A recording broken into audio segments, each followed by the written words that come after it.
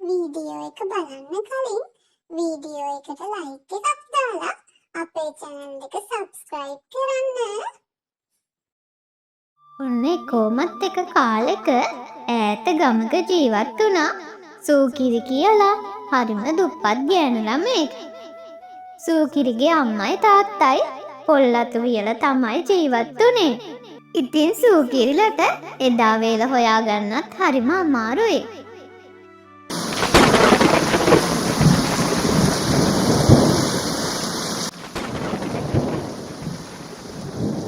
අද නම් වැස්ස නතර වෙන පාටක් නෑ. කොහොමද අද මේ පොල්ලතු ටික විකුණ ගන්නේ? නොයත් බෑ මංගලිකෝ. හාල් ටිකක් ගේන්නවත් අතේ සල්ලි නෑනේ. කෝ මංගලිකෝ කෙල්ල? අන්න නිදි. දැන් අවදි වුණාම කන්න දෙයක් තියෙනවද කෙල්ලට? උදේ පොල්ලතු අහුලන්න ගියපු කෙතරි හුලං ඉස්කෝදු දෙකක් දුන්නා. මං ඒක ගෙනත් අරන් දෙව්වා. කෙල්ලට කන්න දෙන්න. පව් පොඩි එකී. හරියට කන්න දෙන්නවත් දෙයක් නෑනේ.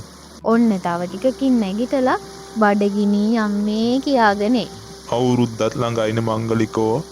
මෙදා පාරනා මම හිතන් ඉන්නේ පොල් කඩන්න යන්න. නැත්නම් මේ පාරත් කෙල්ලට අවුරුදු නැති වෙනවා.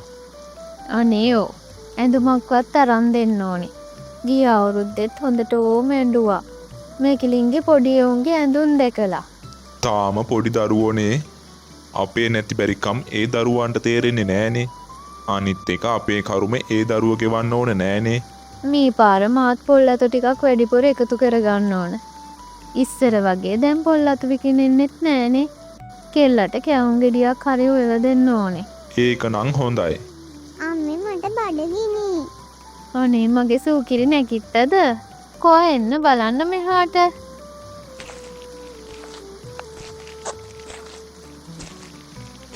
අම්මේ මට බඩගිනි. හා ඉන්න මම මගේ දූට හුලං ඉස්කෝතුවක් දෙන්න. අනේ අම්මේ වත් නැද්ද? අනේ පුතේ දැනට උක කන්න. මන් මගේ දූට අම්මට කියලා අද රෑට බත් වියලා පරිප්පු හදලා කන්න දෙන්නම්කෝ.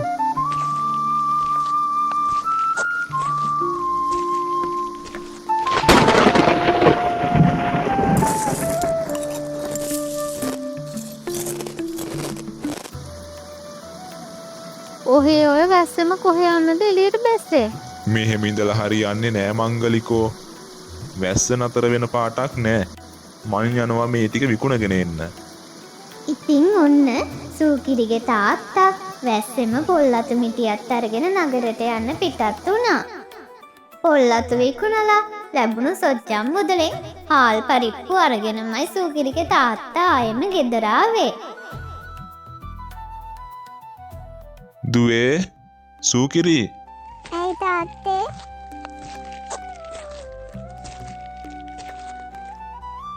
ඔන්න මම මගේ දුවට වියන් රෝල් ගෙනාවා. අම්මටත් දීලා කන්නකෝ. ෂා නියමයිනේ. මං හරිම ආසයි මේව කන්න. අම්මේ එන්නකෝ. ඇයි දරුවෝ මේ කෑ ගහන්නේ? මෙන්න අම්මේ. මේ කොහෙන්ද මේ? තාත්තා ගෙනාවේ අම්මේ. අම්මත් කන්නකෝ. මෙච්චර දේවල් අරගෙන ආවේ? සල්ලි ඇති වුණාද? ඔව් හාල් පොල් පරිප්පු අරගෙන පොඩි ගාණක් ඉතුරු වුණා. දුව ආස නිසා මං වියන් රෝල් දෙකක් ගත්ත ඒ සල්ලි වල. ඔහෙටත් භාගයක්. මං ඕවට වැඩි ආස නෑ. ඔය දෙන්න කන්නකෝ. අම්මේ මේ සැරේ අවුරුද්දට අපි ඇඳුම් ගන්නවද? ඔව් මගේ පුතේ. මේ සැරේ මගේ දුවට ලස්සන ඇඳුමක් අරන් දෙන්නම්කෝ. ෂා නියමයිනේ. මටත් අලුත් ඇඳුමක් ලැබෙනවා. මම යාළුවෝ හැමෝටම කියනවා. එයාලට විතරක් නෙවෙයි මටත් ඇඳුම් ලැබෙනවා කියලා. අම්මේ ඇයි දරුවෝ?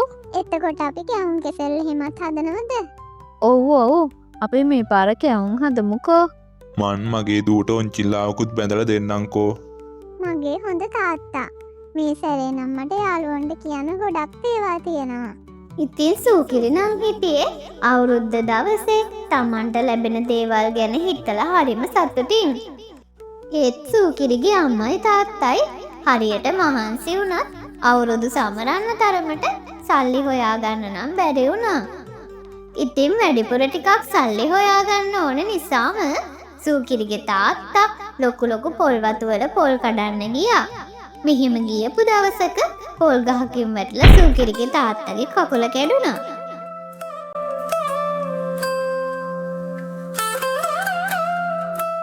අනේ අම්මේ තාත්තට හොඳ වෙයි නේද? ඔව් මගේ පුතේ. අපි තාත්තට බෙහෙත් පැන්දනේ. තාත්තා ඉක්මනට සනීප වෙයි. මගේ දූ දුක් නොවී ඉන්නකෝ. අනේ මංගලිකෝ දැන් කොහොමද අපි දරුවට ඇඳුමක්වත් අරගෙන දෙන්නේ? පව් කෙල්ල. කොච්චර ආසාවෙන් උට පැන හිටියද? මේක නම් පුදුම කරුමයක්. අනේ මගේ දරුවට ආසාවට අවුරුද්ද සමරන්න නැති වුණානේ. ඔහේ ඔව හිතන්න එපා දැන්. මම මේ පොල් අතු ටික විකුණගෙන එන්නම්. ඒ සල්ලි එකතු කරලා හරි කෙල්ලට ඇඳුම් ගෑල්ලක් අරගෙන දෙමුකෝ. සූකිරි පුතේ. ඇයි අම්මා මේ කොහේ යන්නද? පුතේ මම පොල් අතු ටික විකුණගෙන එන්න යනවා. ඔයා සූකිරි තාත්තා බලාගෙන පරිස්සමෙන් ඉන්න හොඳද? මම එනකන් කොහෙවත් යන්න එපා හොඳේ. අම්මේ මං ඉන්නම්. අම්මා ගිහින් එන්නකෝ. ඉතින් ඔන්න සූකිරිගේ අම්මත් තාත්තා වගේම පොල් අතු මිටියත් අරගෙන නගරයට යන්න පිටත් වුණා. නගරේ පුරාම ඇවිද්දත් කිසිම කෙනෙක් පොල් අතු ගන්න තියා ඒ පැත්ත හැරිලවත් බැලුවේ නෑ. මොකද හැමෝම හිටියේ අවුරුද්දට ලේස්ති වෙන ගමන්.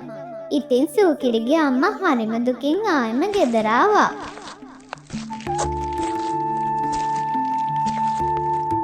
මොනවද මෙච්චර වෙලා කරේ? හොඳටම හවස් වෙලානේ. මෙච්චර වෙලා ඉඳලත් පොල් අතු ටික විකුණ ගන්න බැරි වුණානේ. ඉඳලා බැරිම තැන ගෙදර ආවේ. මොනවා?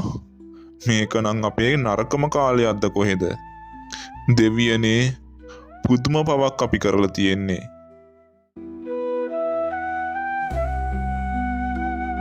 පුතේ සූකිරි ටිකක් මෙහෙට එන්න.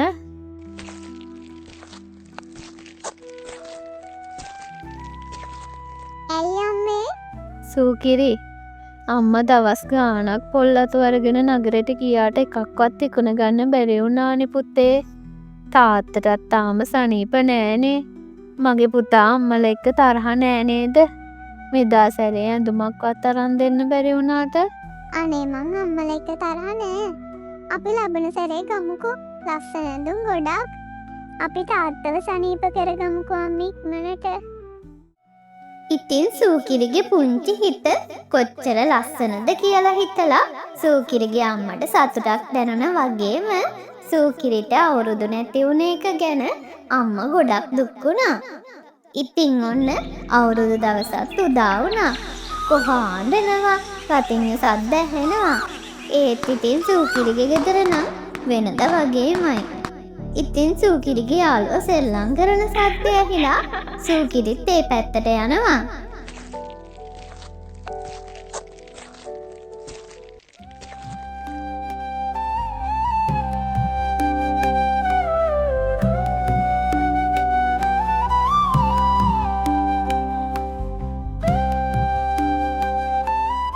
සූකිරි කොයාගේ අලුත් ඇඳුම්?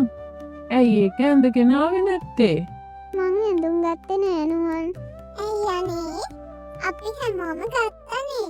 අපේ තාත්තා ලෙඩ වෙලානේ. ඉතින් අපිට අවුරුදු නෑ. ඉතින් ඔයාලා කියමු හැදුවෙත් නැද්ද? අනේ නෑ සඳුනි. අපේ අම්මට පොල් අතු විකුණ ගන්න බැරි වුණානේ. මොනවා? ඉන්නකෝ මං ඔයාට කියමු ගෙඩියක් ගෙනත් දෙන්න.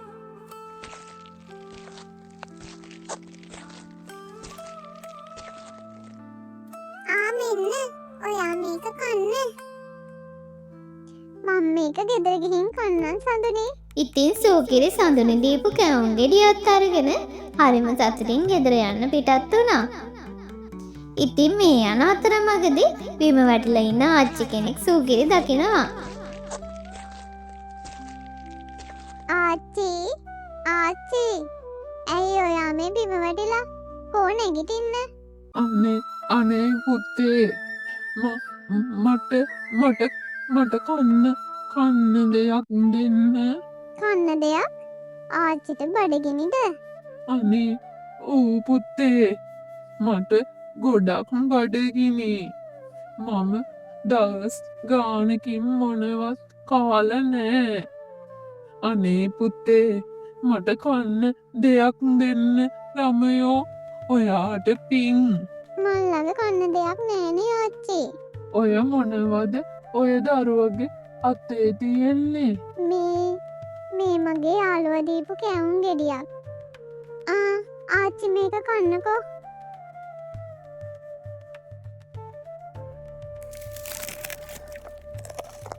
ඔය දරුවට බොහොම පිං.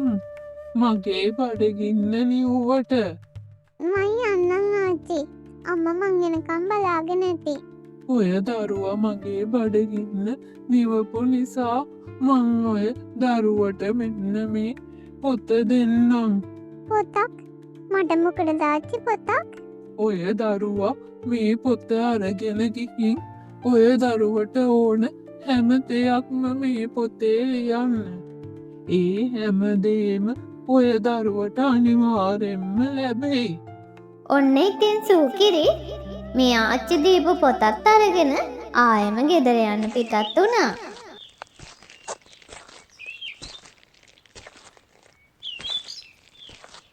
ඇයි දරුවෝ යා පරක්කුනේ?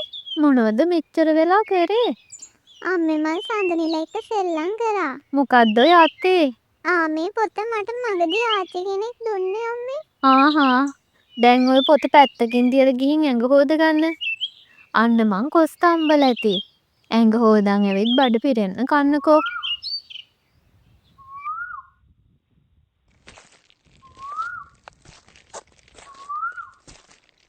කෝදුව ආවද? ඔව්වන්න ඇඟ හොදන්න ගියා. පව් කෙල්ල.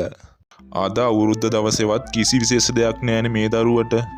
අනික් දරුවෝ ඉන්න විදිහ දැක්කම දුක ඇති.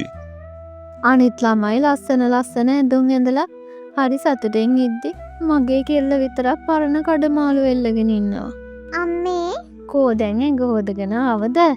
දුවේ කෑවද ඔයා? කෑව තාත්තේ මට කියන්න බැරි වුණානේ අම්මේ. මං සෙල්ලම් කරන්න ගියාම සඳනි මට කැවුම් ගෙඩියක් දුන්නා. අනේ මගේ දුව කෑවද? නෑ අම්මේ.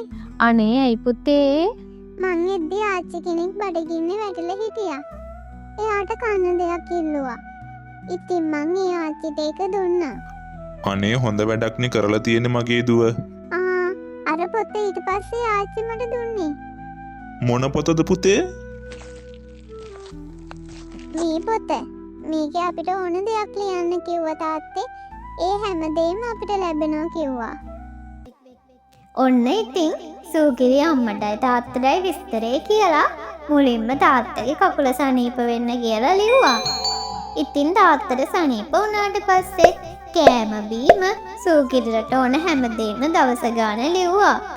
ඉතින් සූකිරිගේ හොඳගති ගුණ වලට මේ පොත ලැබුණ නිසාම සූකිරිට කිසිම අඩුපාඩුවක් තිබුණේ නැහැ.